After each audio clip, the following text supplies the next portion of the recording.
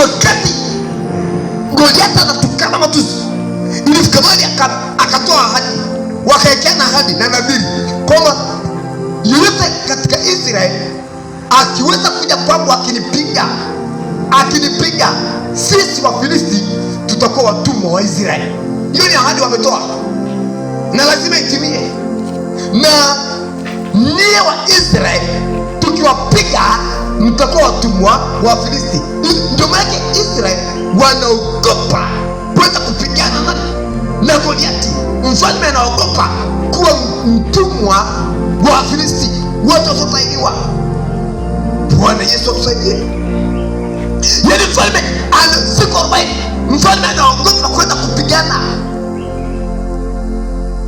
Mfalme anaogopa kwenda kupigana na nani? Na Wafilisti. Kwa sababu kuna ahadi ambayo tayari Wafilisti wameshaitoa kwamba mkitupiga tutakuwa watumwa wenu, na tukiwapiga mtakuwa watumwa wetu. Yaani sikiliza kwamba ulimwengu wa roho umekuwa wa ajabu. Ulimwengu wa roho ukimulika namna hii kwenye kiti cha ufalme cha Israeli, wanaona kuna kiti, lakini hawaoni mtawala atakayetawala kiti cha kifalme cha Israeli. Lakini wakati wakiangalia kiti namna hii, Sauli ndio mfalme. Nisikilize, Sauli ndio mfalme. Maanake anatafuta mtu ambaye atakayewatetea wa Israeli kwa namna yote na kwa gharama yote na kuwalinda. Ulimwengu wa roho wakiangalia namna hii, kuna darubini zao, wakiangalia kwenye kile kiti cha enzi cha kifalme cha Israeli, wanaona kiti lakini hawaoni mfalme. Wakimulika namna hii, waone mfalme. Ijapokuwa muda huu mfalme yupo ambaye ni nani? Ni Sauli, lakini ni spiritual. Mfalme Sauli atamulikani.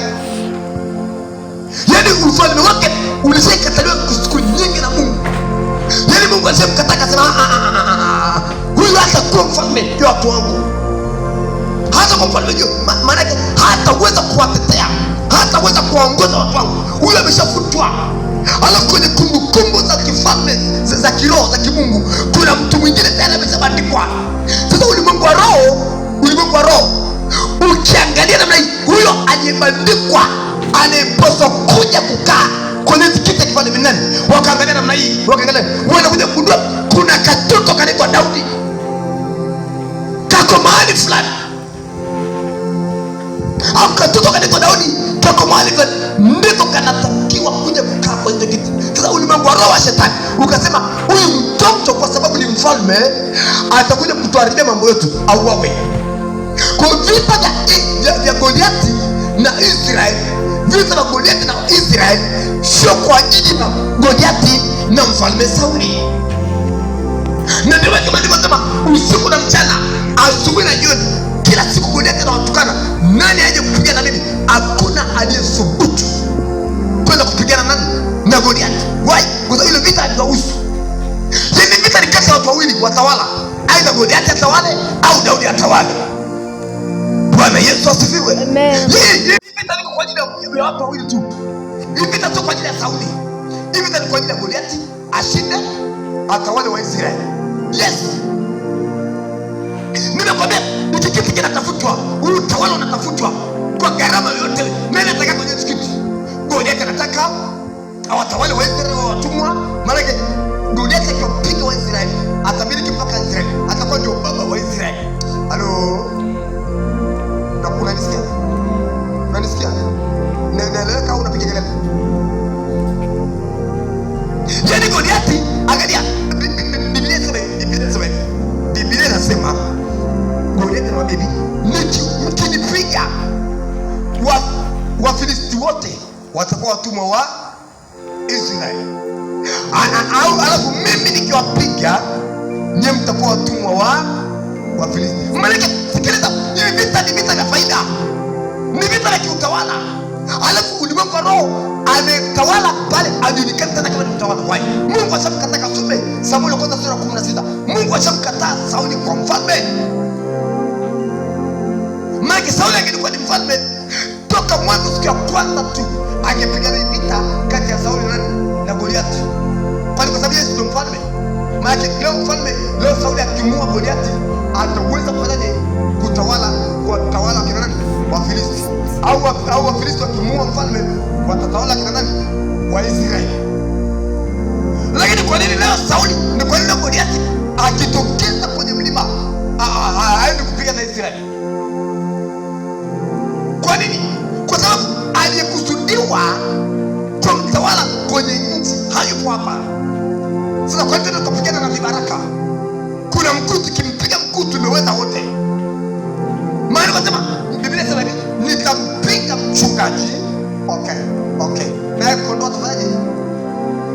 Sasa kwa nini upige kondoo? Kwa nini upige kondoo? Kwa nini Goliathi apige na kondoo? Goliathi anatafuta anayechunga kondoo. Akipigwa mwenye kuchunga kondoo, kondoo wote watakosa malisho, alafu sisi tutaenda kuwakusanya wakawe watumwa wetu. Bwana Yesu atusaidie sana. Angalia lengo la vita inavyopigana kati ya Israeli na Goliathi. Hivi vita viko tu kwa sababu ni vita watu wapigane tu. Hivi vita vina faida. Pande zote vina faida kwa Filisti, vina faida kwa Israeli. Na ndio maana umeona siku 40 hakuna mtu yote anathubutu kwenda kupigana vita kati ya Goliathi na Israeli. Hakuna anayethubutu. Goliathi yuko tayari muda wote, yuko ready kupigana vita, lakini hakuna Mwisraeli hata mmoja ambaye yuko tayari kupigana vita. Why?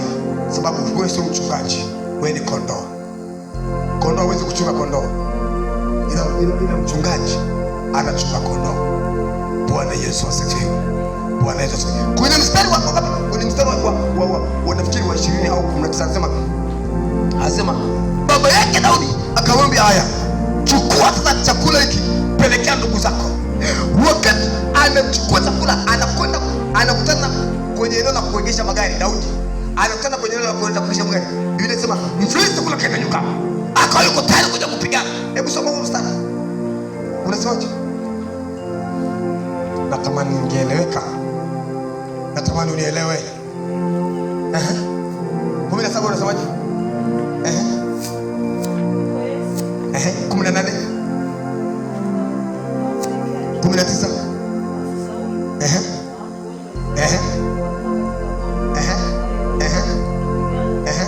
20. Daudi akaondoka asubuhi na mapema, akawacha kondoo